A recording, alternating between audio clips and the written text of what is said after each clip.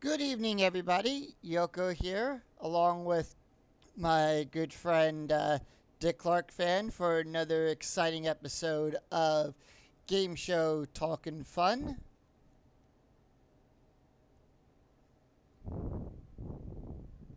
Hello. And today we were joined by our good friend Brian Schwartz, aka the Game Show Junkie. Hello, Brian. Welcome in. Hello, Scott. How y'all doing? Doing good. Doing good. Hello, hello, David. Hello. Brian, how are you? I'm doing great tonight. Yeah. So tonight's podcast, for those of you, as we stated on episode one, we want every now and then we'll have somebody like a contestant, maybe someone in the industry, to interview. And for these proceedings, I'm going to turn it over to David, and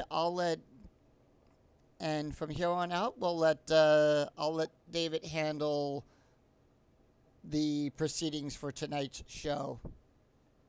Okay. David, the floor is yours. Thank you. Folks, our guest tonight, like we said, is a former contestant on Wheel of Fortune. He took Harry Friedman for over $50,000 in cash and merchandise, too. And I'd like to welcome Brian Schwartz to the show. Brian, wish we could have had you on the show back when it was, well, you were on the show back then, but you wasn't a contestant on Wheel of Fortune back then. That's right. Yeah, I'm from the old days of was it Blog Talk Radio, and now the new days of Discord. Yep. Well, Discord and Twitch. Discord. That's right. So, yep. So, Brian, Discord and Twitch. I guess my first question is, how much money did you actually win? Brian, Discord. I actually won $17,950 in cash and prizes. Half of that was cash, and half of that was a trip to Italy. Okay. Now, question: did you take the trip? Of course, I took the trip. Okay. And I know, be it as it may, through taxes and all that, you obviously didn't end up with as much as, we thought. But I do know you said to me off the air that, you did end up with a pretty good chunk of change still at the end. It was pretty good. It was around $8,000. But still enough to enjoy. Absolutely, it is. Yeah. So, what was your experience like on Wheel of Fortune? Well, the experience really started, if you want to go all the way back to 1990. A cousin of mine was actually a contestant on the first season in Television City, which I believe was season 7. And I've watched game shows for a long time, and a lot of times I was just rooting on first-name strangers. And the cousin that was on is somebody I didn't know quite as well, but now I can finally say, wow, I actually know somebody who's actually playing the game. Okay. And she wound up on winning on 2 days. She won about $55,000. This is during the days when returning champions were commonplace on the show. That's correct. Yeah. Was that the daytime or was that was nighttime. This was the first season at Television City when they brought returning champions to nighttime. Ah. Okay. And now, so I saw her win all that, and of course I was a fan of Wheel of Fortune from the beginning. 1983 or 84, I think, is when I first started watching, and I always wanted to be on the show, and so now I had inside information on how to play and how to win. Okay. Now, forgive me. I have vaguely seen your episode. I'm going to admit, folks, Okay. I have not seen Brian's episode in its entirety. I just saw I know you dominated. I know you I know you lost the bonus round. God That's forbid correct. Yes. did, but I do know you dominated pretty much every other aspect of the game. That's correct. Now, um, when it was all said and done, Brian, was it was it worth it? You know. Yes, it absolutely was worth it. Mainly because we'll probably get into this later, but the wait time from getting the acceptance letter to getting a tape date was around 2 years. You're So kidding. I am Wow. not kidding. Yeah. So it's the wait to finally get the tape date was really excruciating. So once I finally got there and I knew I was going to play, I knew everything was going to be well worth it. Um,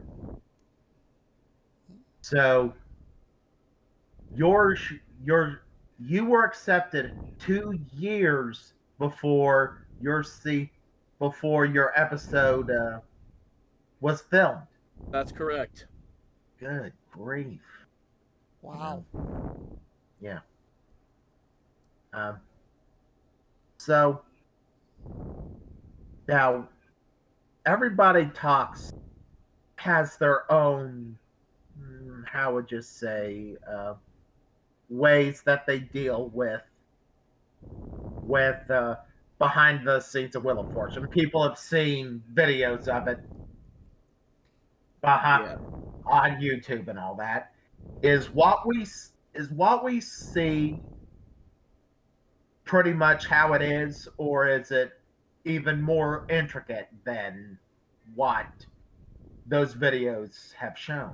It's pretty much what you see is what you get. The one thing that you don't see at home is just to the upper left of the puzzle board is where the used letter board is. So that's where you see both the category that we're playing and, of course, the used letters. And then one thing I didn't know until I was on stage is the amount for every player is just off to the side, out of camera range. So Pat can read it, the contestants can read it, but nobody else can see it. So what we see on television is so you literally don't have to lean down off the contestant podium to see your current standing. No, It's I was on always them. Yeah. yeah, I was always wondering that growing up. I was like, how do they even know that? Because it looks like you have to lean over to actually look and see the numbers. To be honest, I always thought it was something like the way that they had the scoring tags on The Price is Right. You know, someone holding up like an index card or something like that. So Pat would Yeah, know. yeah. No, years ago I found out that it was actually done on a blackboard. They would actually write very quickly what everybody's total was.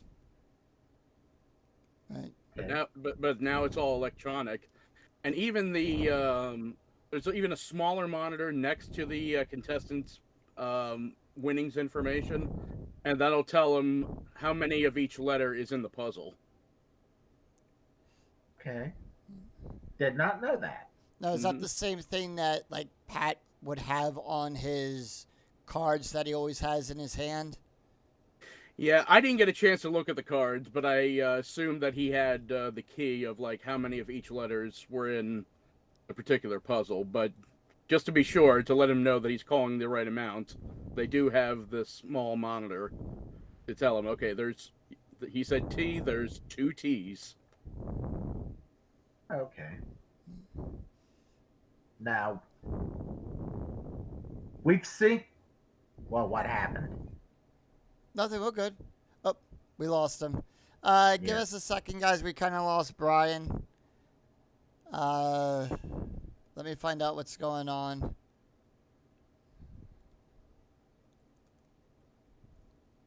Anyway, Yep. We'll get him back, well, guys. yeah. What I was going to say is, he comes from he was on the show when Wheel of Fortune became one of the big jackpot game shows that I like to call them. When Wheel of Fortune went, you know, the millionaire route. Right. Now, was that after? That was before. That was when they were introducing the $1 million wedge, correct? Yes, but he still is Oh, part of that. yep. Here he is. All right, we got Brian back. Everything Okay, okay? yeah. Yeah, everything's okay. I hit the wrong thing. Ah, You know, you can never trust a computer. true. No. You hit All the right. wrong part of him. Now, Brian, I have to ask you a question because you come from your episode comes from an era where the grand prize on Wheel of Fortune could potentially be $1 million. That's correct. Now, they don't show, they used in the beginning when the bonus wheel was introduced, they used to show if a contestant didn't land on the grand prize wedge where it was. Do Right. they do they at least show the contestant where the grand prize was off Oh, camera? off camera, I don't know because the only person who hit the $1 million wedge on our tape date did not get to the bonus round. So I never got to ask that question as to whether or not they knew after the fact whether or not they got it. And my head was spinning once the bonus round was over. I forgot to ask Pat. I was curious about where was the $100,000 envelope that I missed. Yeah. So Well- you were not privy to that information. That's correct. Okay. And what was the prize that you spun that you were playing for? $35,000. So it was the minimum amount. Okay. So it was painful, but not as painful if I'd lost 100,000 or $1 million. Right. Yeah. I mean, it's heartbreaking to get, to the spotlight in the bonus round and not be able to solve that puzzle. Yeah, exactly. And what was hard is that, this is around the time when they were trying to use out there letters like K and Q and Z. The show was in cost saving mode. Right. Mine was actually solvable if I had called the right letters, but unfortunately I just called the wrong letters.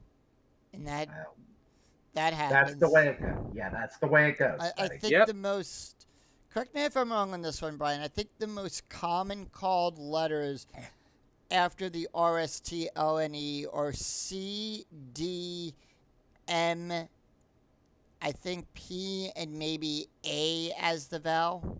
Yeah, that's correct. And I think my original strategy was to do that, but then as I kept watching and preparing, I noticed that they had stopped using a lot of those letters. Oh. So it kind of made me change my strategy a little bit. And interesting story, I'm one of the only people that got to play the bonus game twice. Because my position in the rehearsal game won, and I was the last one to go practice, so Nice. they let me play the bonus round. And I solved the puzzle there. It was German Shepherd, but of course it was just for pretend money. Right. Right. So,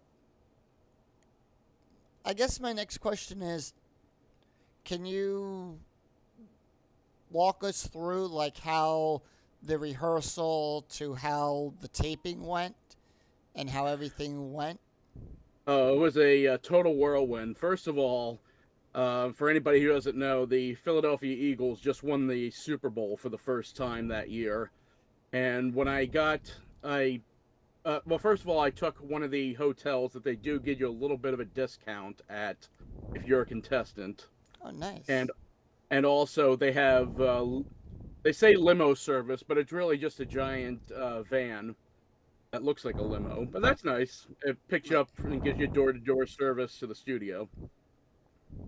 And so we get off the bus, and the contestant coordinator who was helping me very much getting on here, because I had called him at about the 18-month mark, and it said on the letter, if you don't hear us by 18 months, you might not make it.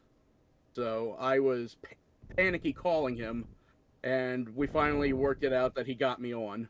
So thank you so much, Teddy, for that. And so he sees me, and he says, "Hey, the champ is here," because because I'm from Philadelphia, and he knew the Right. Eagles had just won. Yep, I was watching that game too. I ran home and watched to catch the second half. So I missed the Philly. Yeah, exactly.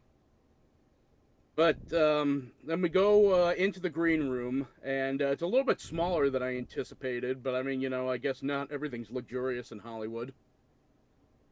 But they have a beautiful spread out there. They had coffee, donuts, bagels. And then they ask all of us to take a seat, and we get ready to do the paperwork and go through the standards and practices and all that stuff. Right. And then we had an unexpected visitor who I did not recognize at first. She comes in with sweatpants, her hair in a ponytail, and I'm like, "Oh, is this another coordinator or something?" And then I glimpse at her bag, and it says V blank N blank W blank, and it's Vanna White. Oh man. She Wow. comes in to talk to us and says, "Good, do good out there. Buy those vowels and have a great time." It's a little bit of a motivational pep talk. Absolutely. And I had read from former contestants that she usually does that when we go out to practice spinning, so I was surprised to see her right away. But Now hey, here's something I've wanted to know for a long time. So, yes. and you would know this firsthand in this case now. How many the wheel we were assuming up till now, the wheel has to go a certain distance to be considered a valid spin. How far does the wheel have to travel before your spin is considered valid? I think they said about half to three-quarters of a way, mainly because, if you're close to the $5,000 mark or the $1 million mark, they don't want you trying to be like, oh, I spun, I got $1 million. Yeah. In other words, they don't want you to pull what Chuck Woolery would try to do, right? Exactly. And it's much heavier than I anticipated. Okay. But the wheel has to do at least three quarters of a revolution for the spin to be valid. Right. I think that's what they told us. But the other thing that they told us is that once the wheel starts spinning, you should pay attention to the puzzle board and try to figure out your next letter. So the only time I looked at the wheel was when I knew the puzzle, and it was one time. If you've seen the episode, you'll see what happens. I figured out the puzzle, I gave it another spin, and I noticed that Bankrupt was coming up, and I yelled, "Get out of there!" As most people would do, right? Exactly. And then it does get out of there, and then, of course, Pat says, sometimes yelling at the wheel helps. Yes. And I think he even does it a few times too, correct? I think so. Now, um, all in all, you know, do you think the show? Do you think you were in the season when the $1 million was just being introduced? I think. No, it was not. The first time I got to the final audition was that year. The year it was introduced was 2008. Okay. And I tried out in Washington, D.C., did not make the final cut, but I kept on trying. I got through two final auditions later in about a 7-year span. Ah, Nice. And it was so interesting. In Atlantic City, I actually got called up on stage for the Wheelmobile event. So, Brian, that brings me to a question here. What was and I'm sure a lot of a lot of the people out here, that may be watching this on Twitch or later on YouTube, when we when I post it on YouTube, would like to know what was the audition process like?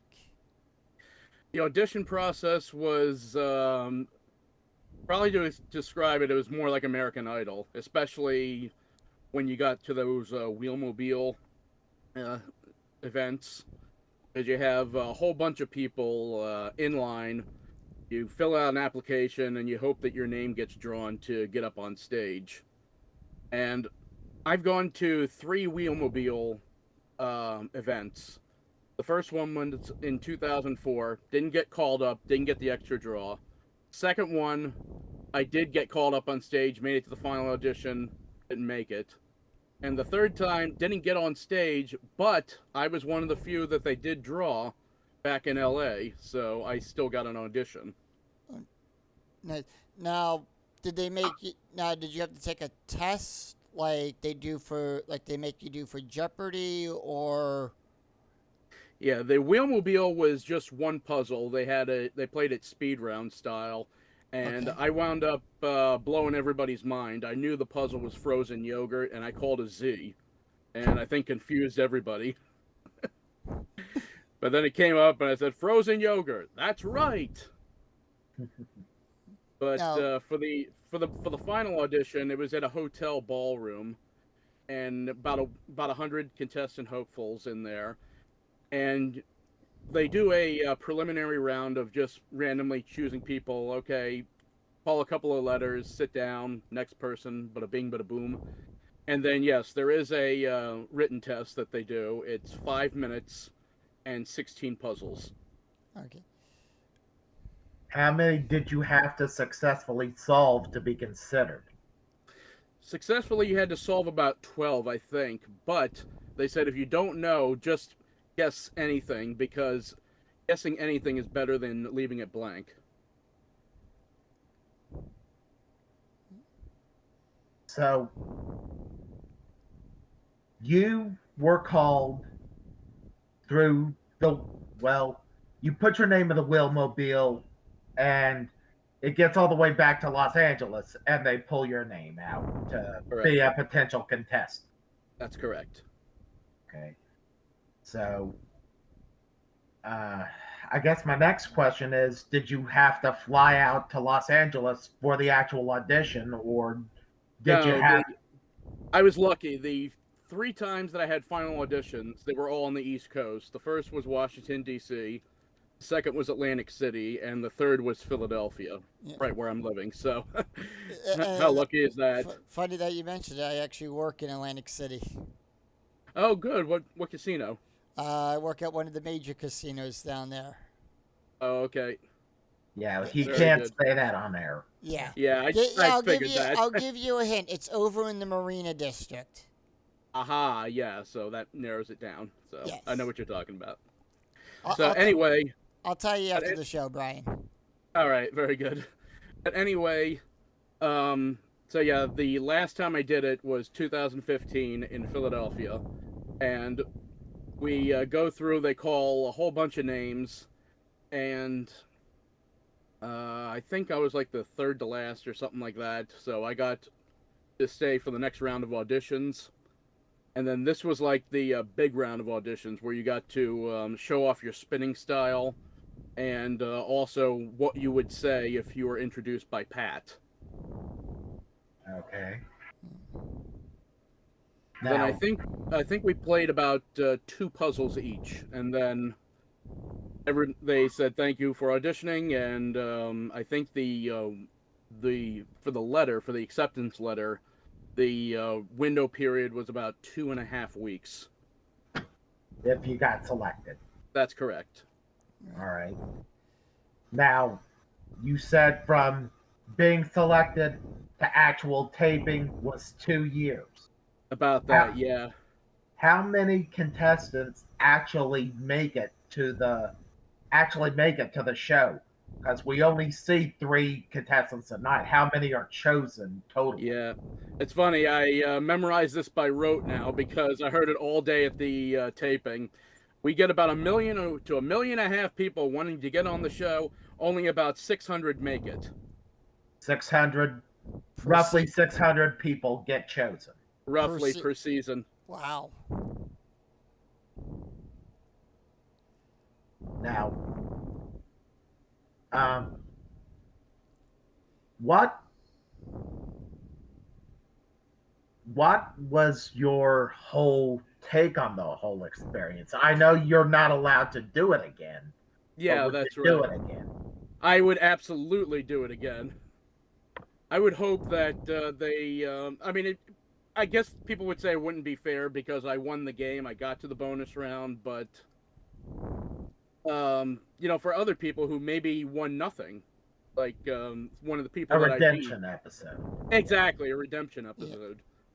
It would be nice to see them have another chance at it, but it's one and done. They said make the most of it. If you know the puzzle and you want to try and get more money, try for the more money. They want you to take them for as much as you can.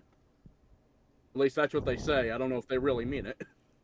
Well, the fact that they were in cost saving mode when you hit the bonus round, it's like take what you can if we'll let you. Exactly.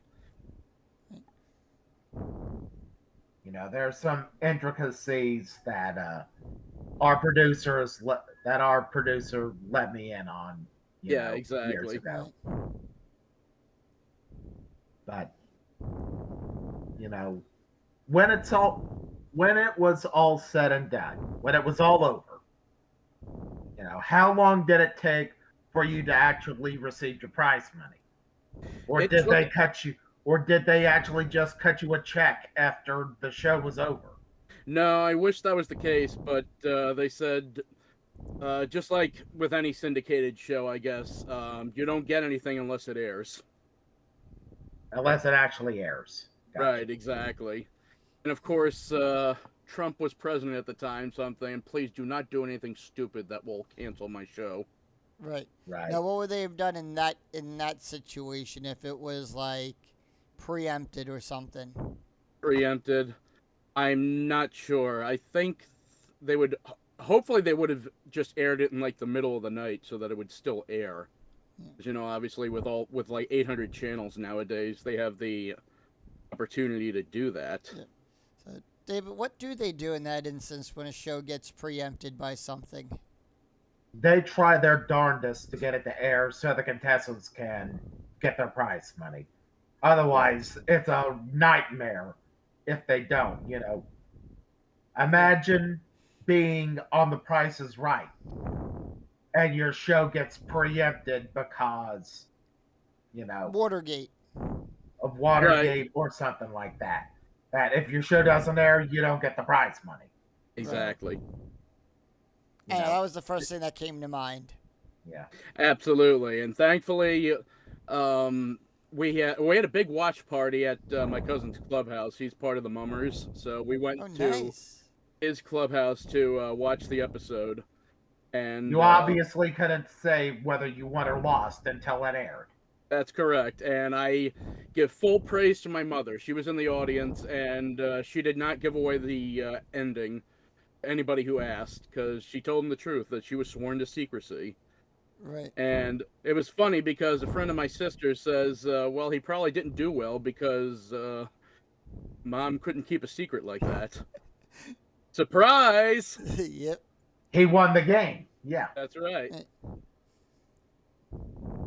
So, what was, I guess my question here is, what was it like being on the meeting Pat and Vanna and everyone behind the scenes? What was the commodity like with all the people that you interacted with? Everybody I interacted with backstage was a blast. They tell you, and it's pretty much true, at least in my case, that this is going to be your home for the next 12 hours. So we're trying to make you as comfortable as possible and make each other feel like family. And that's really how they did it. And what was it like? What was Pat like? Pat was what you see is what you get. I say the misfortune, but it was really to my advantage, I think, to draw the last taped show of the day. Oh, wow. So they taped 6, and I drew number 6. So I was like, oh my God, I'm going to be exhausted. My hands are going to hurt from all the clapping. I'm not even going to be able to focus. But I think it worked to my advantage because I was able to watch everybody else play and take notes, mental notes. Right. But yeah, Pat, I think we played really well off of each other. When I got the wild card, I knew immediately if I had won that round, and I did, and got to keep the wild card, that I would use it as like a lapel pin as a joke, and I did that during throwing it to break, Right. and he seemed to love that. Of course, the wild card is no longer used, or is Yeah, it? no, it still is. Okay. Now, was Mhm. that in the time where you could use it as a free spin in case if you landed on a bankrupt or lose a turn, or was it strictly for if you It won the was game? it was strictly for money purposes or the bonus game. If you had landed on like the $5,000 space and knew that there was a lot of another multiple letter and you wanted to cash in, you could use it for that. Or you hold it, which is what my plan was to hold it for the bonus round to get the extra consonant. And is that what you managed to hold on to it to the end? Yes, I did. I held on to it to the end, and it turns out the wild card letter was the only letter I got, and it still wasn't enough. Well, like I said, buddy, that's the way it goes. Absolutely. And also, I had made the fatal mistake. If you ever get on Wheel of Fortune, don't make the same mistake I did. Don't just stare at the puzzle. Look at the used letter board because you might get an idea. Right. Right. Because it shows you what letters could be left. That's correct.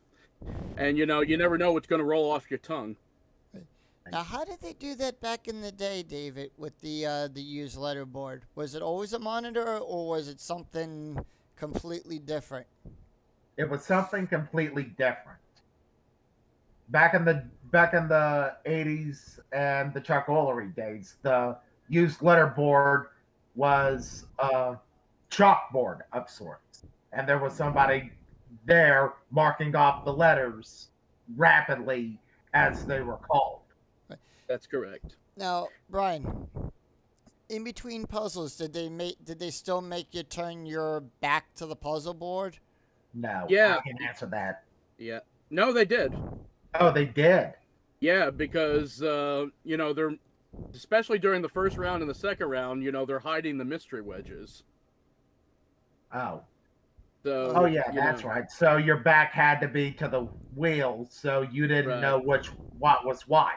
right. And to extra ensure that, we actually had to walk off the podium where the wheel was, so they made sure nobody was peeking. Oh wow. Okay.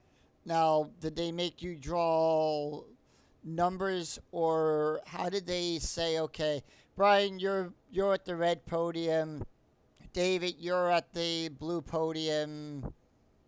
Yep. No, they did it the same way they've been doing it for 35 years. They have the same bottle with the same three marbles. That has 1, 2, and 3. And what's interesting was I was the last one to draw, so I jokingly took the last one before I looked at it. I looked in the bottle and I said, "Oh yeah, there really is nothing else in there." So I Now, guess that, obviously you come from the era where the toss-up determines who gets first spin. That's right. And I was surprised that I actually buzzed in on the first one, but I missolved. I said the Horizon River when it was the Hudson River. And if I had waited just a couple more letters, I would have gotten it. right. And that was But before the triple toss up. That's right. So that was the $3,000 toss up was the one that I solved and got to pad onto my lead. Nice. now, like we said, you dominated your game. Absolutely. And as soon as I saw Italian was in the puzzle, the prize puzzle, I said, "Oh my God, this is a trip to Italy. I've got to solve this." Yeah, So I tried one spin to try and hit the express wedge, and I hit didn't work. 650. Yeah. No, I didn't. I got 650, and I said, "Okay, that's enough. I got to get the trip to Italy." Now, Now, well, did yeah, he play off what the prize was like he normally does, or? Yes, he did, and his joke was so bad I didn't even get it until after the episode aired. The puzzle was brushing up on my Italian, so he says, "You know that the puzzles or the prizes goes with the puzzles, so you get a brand new toothbrush." Oh, oh, No, you're going to Italy. now Another interesting thing is that I did not hear the prize description. I looked over at the monitor and just saw what they were showing, but I couldn't hear what Jim Thornton was saying. yeah, that was my next question. Did Oh, you yeah. actually hear what Jim Thornton was saying to you? No, I didn't. So I didn't really know what the trip was. I was playing in my head that I was going to go all over Italy. I'm going to see the Colosseum, the Leaning Tower of Pisa. I wound up just going to Tuscany. Oh, It was a nice. really beautiful trip. They had us cooking for about 6 days out of the week. It was a cooking tour. Oh, So nice. it was very nice. The one day we weren't in the kitchen, we were over in Tuscany enjoying the sights and history. Okay. But all in all, it was a good trip. I assume Oh, you enjoyed it. yes, I did enjoy it very much. And I'm sure you have a lot of pictures. I do have a lot of pictures, yes. And Gotta share those with us sometime. We'll love to see 'em. absolutely, you bet. And interestingly enough, another couple of people, they were on a best friends week on Wheel of Fortune. They had won the same trip, and we wound up taking the trip at the same time. Oh, wow. So Every it was, time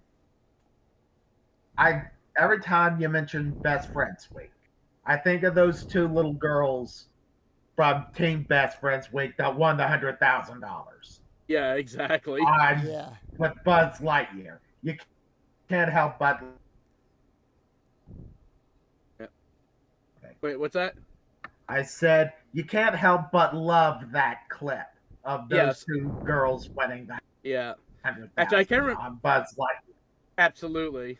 Right. And in fact, it was either Best Friends Week or whatever they call it now, Girls Night Out. Yeah, Because they changed the names of the week, but it's pretty much the same thing.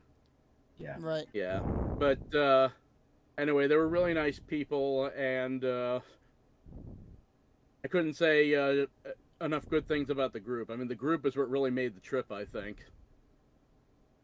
So it was a superb trip. In other words, It was superb. It all was right. superb. I've always heard, from other people that have been in your shoes that they don't skimp on these trips. You get what you see. Right. Absolutely. It's absolutely true. And though a personal story about that bus ride from the hotel, very interestingly, I was sitting by the window, and across from me was another woman, and for some reason, this might have been my cousin talking to me, but I had a vibe that says, "Don't play against her. She's dangerous." Oh, wow. And she was the big winner of the day. She played on the 4th episode of the day, and she won about $93,000. So my gut was right. She was dangerous. I didn't want to go up against her. No, because it would have been a battle. It definitely would have been a battle. Absolutely, the wheel would have decided everything. Yeah. And that's how it is sometimes, I'm guessing, right?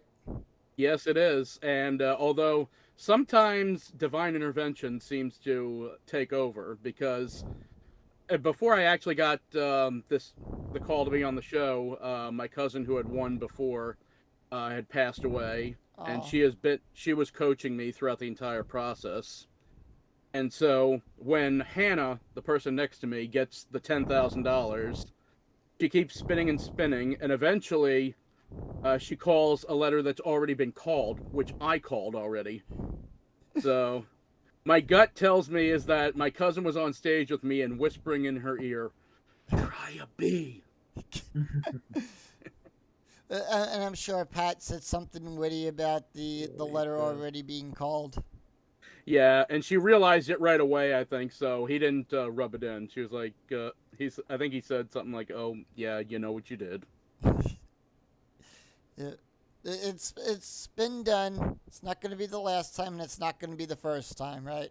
Yeah, and I feel bad for anybody at home that could have won $10,000. But as soon as it came back to me, I knew the puzzle, and I said, "I'm going to make you pay for that." Yeah. Which, if I recall, it pretty much sealed the deal for you. Pretty much. Although I think the icing on the cake was obviously the prize puzzle. Yeah. Well, usually the one that wins the prize puzzle is usually the winner of the day. You are That, right.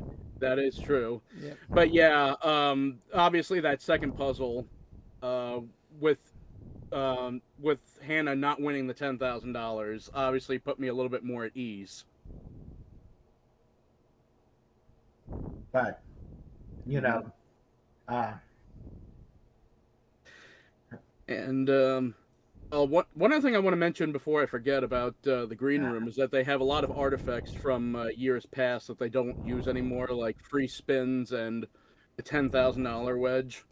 yeah, Right. I so wanted to take pictures in there, but they said no, I couldn't. Oh. you're not allowed to. Yeah. Not I've allowed. seen Yeah. I've seen some of those when they did the when they took the on tour. Yeah. Exactly.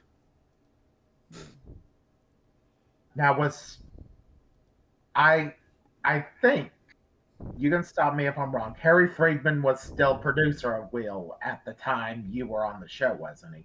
Yes, he was. I thought so. That's And to uh, be honest, I actually thought the crossword was a good idea until I realized just how much money they were saving. Yeah. yeah. And then once I saw the clue on the monitor that had the used letterboard, I'm like, oh god, okay, we're doing a crossword. Now, is that with the crossword? My question is there a certain way that you have to solve it? Yeah, you just have to say what's ever up there. Don't add anything. Right, but I meant like, is there like? Oh no, it's you can say it in any direction, just as Okay. long as you say all the Yeah. words. Yeah, Okay. that's what I was trying to get at. Yeah, you don't have to go from top to bottom. Right, or Just left to right. yeah, exactly. Just make sure you get everything there and don't add anything. I think the crossword comes from one of the international versions of the show. Oh No, really? actually, it was I think something that Merv Griffin wanted to do a long time ago, but it was impractical with the way the puzzle board right, worked. Right, exactly, because you had the old boxes. Yeah. and The then old I had to turn trilons. them. Yeah. That's right. I think I think the crossword comes from the Germany version. Interesting. Yeah, the I knew the $1 million wedge came from Australia. Yes. right, And and the rules for which comes from Australia as well. wait, That's which right. one? The rules for getting the $1 million comes from Australia as well. Right, you land on the wedge and hold on to it until you get to the bonus game. Right, And it was a shame. The fifth show, which is the show before us, somebody, like I said, hit the $1 million wedge. She collected it, but then didn't win the game. And you have to win the game for that envelope to be put on the wheel. That's wheel. right. right. Now, I have to ask, I'm sorry, but if that had been you, Brian, what would you have done? If I had won the million or taken the million to the bonus game. If you had taken the million to the bonus game, because you got to remember, you had a 1 in 24 chance. Not everybody. Yeah. Yeah. Well, if that had happened, I would have definitely held on to the wild card because I would have needed all the help I can get. Right. But then, letter-wise, I think my mind would have been just jelly at that point. So it'd be like, I would have probably just looked at the used letterboard and see what felt right to me, and hope for the best. Right. But still, like we said near the beginning of the show, $35,000 is heartbreaking to lose. It's heartbreaking for anybody. That's right. It would be heartbreaking for any contestant to get to the bonus round and not be able to solve the final puzzle. You bet. Right. Did they But did they tell you on average like how many people solved that final puzzle? No, I don't think they did, and I'm not sure if they've even been asked that question. I don't. It's usually 1 or 2 times a week this time. Right, Around and around that, and since I got to see all 6 episodes, I can tell you that it was two out of 6 were right. solved. Right. Yeah. Oh, And Now, the funny thing is also when they do the banter before the credits, I could sort of hear them talking about something, but I wasn't sure what they were talking about until the episode aired, which was kind of ironic because he talks about a sandwich that'll give you a heart attack, and instead of a heart attack, he got the blockage in his intestines. yeah. I always wonder, was that sandwich the cause of it? now, We'll never know. Yeah. anyway, let me ask you this, because you said you're a Will fan, Yes. obviously.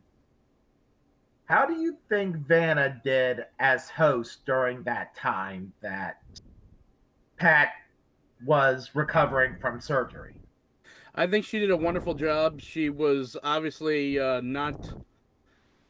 She was literally just thrown into the fire at last second because obviously with something that fast that happened, you couldn't really find a quote unquote professional replacement. Right. But I think that she did an amazing job with what she was thrown into. It was great to see that Maggie got to be Vanna for a whole week. Or was it a whole week or 2 weeks? I can't remember. It was It a was a week. week. It was a week because I think the first week it was Minnie Mouse. That's right. It was the Disney Characters. week. Yeah. Yeah. And that was still nice to see the Disney characters helping out with that. Absolutely. And I wanted to leave my contact information because wink, wink. I'd like to host or give a chance to host if available, but I didn't want to bother them with that. Nah. Right. I mean, who wouldn't, buddy? I Right. mean, Absolutely. I mean, I would have been on the first plane to Culver City had they given me the option. I think a lot of us would be. yeah. Now, let me see here. What was I real going to quick, say? while you're getting your thoughts together, David. If you guys are enjoying this, please do check out Brian on YouTube at the Game Show Junkie.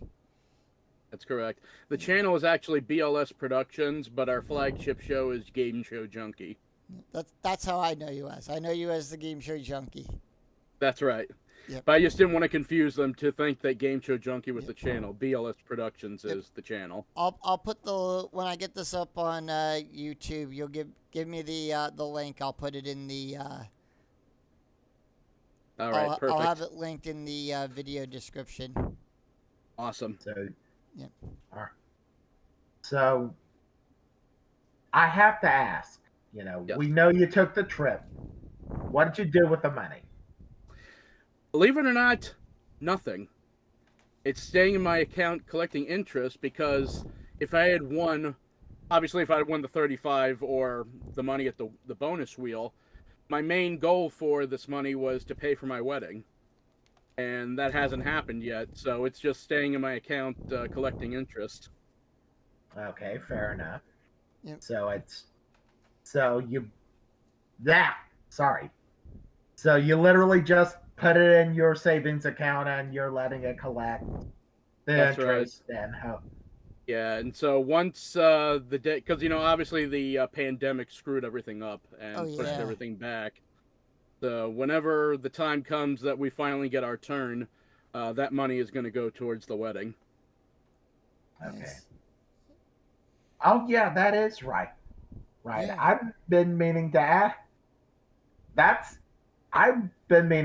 you, and I'm sorry I'm doing it on the air.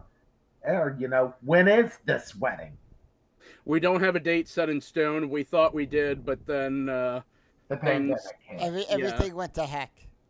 Absolutely. Okay. Yeah. So we're still getting loose ends tied up. But fortunately, we were a long way into pre-production, so to speak. So Yeah. we done a lot of the heavy lifting already. So whenever we can restart our quest, like getting a date and getting a place, Right. and we'll be ready to go. Well, good, my friend. So, $17,000 in cash and merchandise. That's nothing to sneeze at, my Yeah, friend. Not at all. that's a nice 1 day total. Absolutely. You know, And like I said, it's a day I'll never forget, a moment I'll never forget. But obviously, being the game show junkie that I am, I'm still obviously trying out for more shows. Yep, same here. Haven't gotten on any yet, but my next target is Press Your Luck. why am I not? Don't don't climb out on that limb, Scott. We'll No, climb out on it. I'd stop myself. Yeah. We'll talk about that off air. Yeah, exactly. But I Yeah. mean, obviously, like the chance of winning $1 million there is the reason why that's my next target. Yep. No, David, I stopped myself at that. Yeah. Yeah. Hmm. We'll have to. We'll tell you as soon as we're done with this. Right. Yeah. Well, That's stuff that we're gonna be handling off camera to those of you watching in. And hello there, Logan. Welcome in.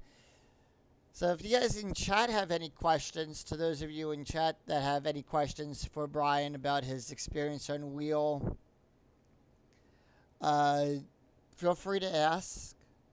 do you, Brian? My opinion, my question is: do you Mhm. think the wheel has become too gimmicky? I mean, Harry Freeman was always added something or took away something. You know, I don't know if I'd say too gimmicky, but I can see what you're saying, especially with this being the 40th season.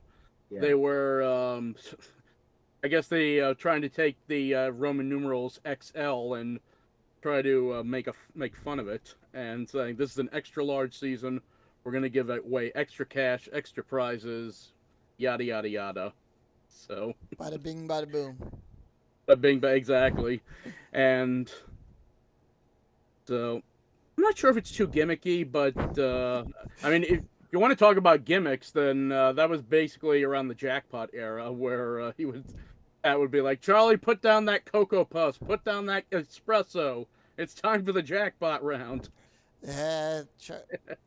Charlie O will be missed. Absolutely, another spectacular Philadelphian Yep. with a great story. Now, what, if any, what would you have liked to have seen on the wheel in your season that's not there now? Oh, Hold on, wrong way. What would you have liked to have seen on your season that wasn't there that is there now? Is there now? Oh boy. Now I'm not sure what. Right, was the free play on there with you when you were on? Yeah, the free play was there. Okay. $500 a continent, I think it's what. That's Yeah. correct. Yeah. And the mystery wedges were still there, right? Yeah, but as much as I don't like the triple toss up, because obviously I'm bad at the toss ups. I don't like them at all. I think, in my opinion, I think it just takes away more from what the show is about, the wheel. It's true, but you do have the possibility of winning $10,000, so yeah, more money is always good. True. So that's probably the only thing I would have think maybe I would have liked more of. I definitely would have liked the jackpot wedge back. Now That when was always a they lot.